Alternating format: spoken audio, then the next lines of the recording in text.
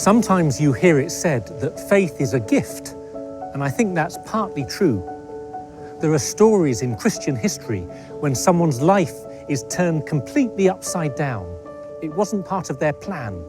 The Holy Spirit often surprises us. Perhaps the most famous story is the conversion of St. Paul. He was on a journey towards Damascus, and he saw a light surround him that seemed to come from heaven. He fell on his face, and he heard the voice of Jesus speaking to him.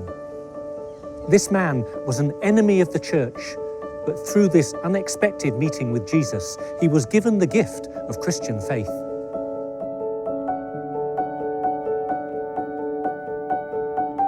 But sometimes faith feels more like a choice than a gift, and I actually think this is more common. We can see a lot of signs, but we need to say yes. We need to take a step of faith. And in fact, God invites us. He never forces our hand. He appeals to our freedom. My favourite image of this is a painting by Caravaggio called The Calling of St. Matthew. Jesus is on the far right of the picture, pointing to a group of tax collectors. And Matthew, as I understand it, is the young man sitting at the table counting his coins. His shoulders are hunched over, his head is bent down. He's half heard the invitation, but he's still lost in his own thoughts. He doesn't want to look up. He's not sure where it's all going to take him. It's as if the whole world is waiting to see how he'll respond. There are moments when faith requires a choice, when you need to make a commitment despite your uncertainties. It's the same in many areas of life. If you like someone and you want to get to know them better, you have to take the risk of actually talking to them. If you want to get a job, you need to take the risk of putting in the application and then the risk of going to the interview. These are calculated risks. It's not about blind faith. I remember taking a step of faith when I was 17. I'd been reading a bit about Christianity. I'd gone to church once or twice with some friends, but I was definitely an observer and not a believer. I used to sit on the back row of the church with my arms crossed, determined not to get too involved. But then one evening at home, something in me felt drawn to pray. I certainly wasn't comfortable, but it felt like a risk that needed to be taken.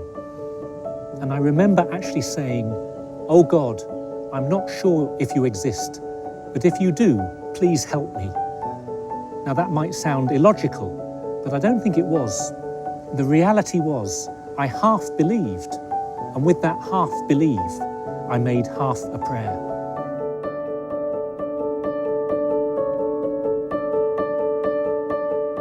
It was a really important step. Something changed for me. It was as if it unlocked a door from the inside, and over the next few weeks and months, that door slowly began to open.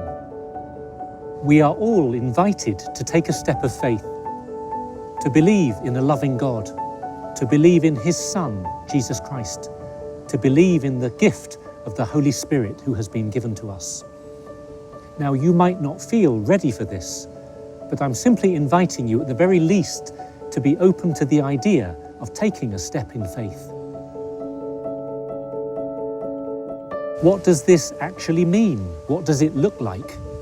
It might be to share your questions with a Christian friend, to read the Bible, to visit a church, to learn more about the Christian faith.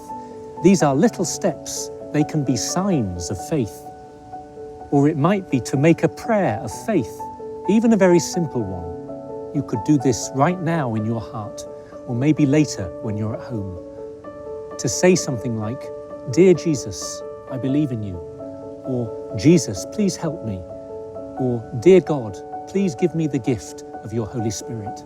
I promise you to take a small step in faith, to say a simple prayer like this. It will make a real difference.